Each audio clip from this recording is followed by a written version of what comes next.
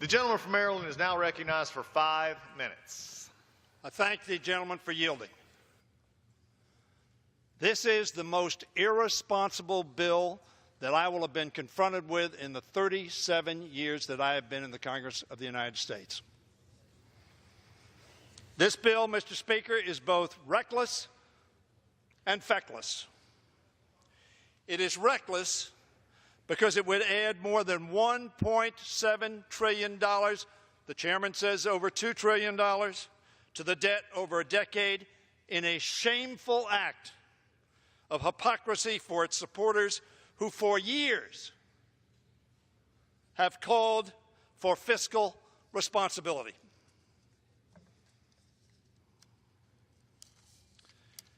It is feckless because its authors write it with an eye towards politics, not policy. There is no courage in voting for this bill. It is easy to vote for a tax cut.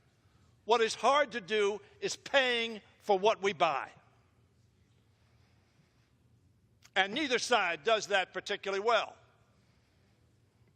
There is no courage in voting for this bill, only a suspension of common sense and now abandoned commitment to fiscal sustainability.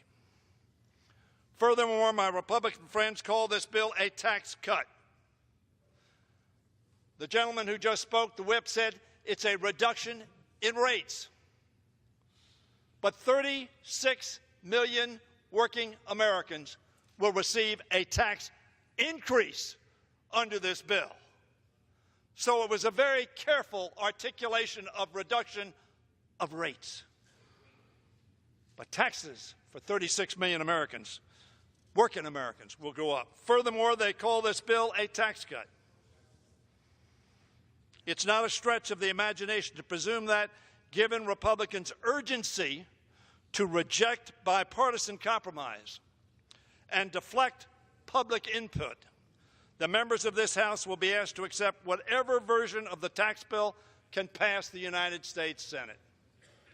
Yesterday, the Senate Finance Committee, listen to me, my colleagues, the Senate Finance Committee rejected this bill 36-0.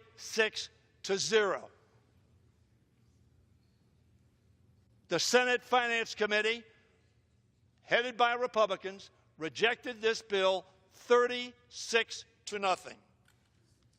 I am reminded of what Representative Matt Gaetz, a Republican, said last month about the budget resolution that teed up this tax plan. He said that we were being, and I quote, asked to vote for a budget that nobody believes in, so that we have a chance to vote for a tax bill that nobody's read. I won't ask you to raise your hand if you've read this bill. One, those who take this vote will have to live with it. And hope, just hope, that whatever mystery tax package your Senate colleagues send over here won't gut whatever concessions you've extracted. I heard the whip say no special provisions in this bill. I don't have the time to go through every special provision that has been used to get people to vote for this bill. Mr. Speaker, this isn't the tax reform the American people were promised, or the tax reform that American people want. Let's sit down together. Let's sit down together, Mr. Chairman. You and Mr. Neal, two responsible, good Americans. Sit down together, not in a partisan way, but in a bipartisan way. That's the way we did the '86 bill. That's why it was such a responsible piece of legislation.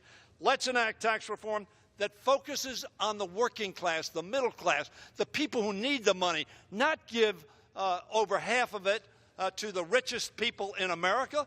I don't have any beef with them. We'd all like to be rich. But they don't need a tax cut, and the middle class does. Why give 50% of the revenue to them? Let's enact tax reform that focuses on them. Let's enact tax reform that doesn't give half the benefit to those making more than $900,000 a year. Let's enact tax reform that improves our long-term fiscal position. rather than adding the $1.7 trillion to our debt that the CBO projects that this bill would add. As former Treasury Secretary Robert Rubin pointed out in an op-ed in today's Washington Post, and by the way, he was the Secretary of Treasury during the only 4 years of balanced budgets that we have experienced in the last 50 years. May I have one additional minute? The gentleman's time has expired. Vote no on this bill. Look to your souls, not your polls, Gentleman's or time your has political accounts. Reject this sellout of Gentleman's America's time has future. expired. The gentleman is no Vote longer no. recognized. The gentleman from Texas is now recognized.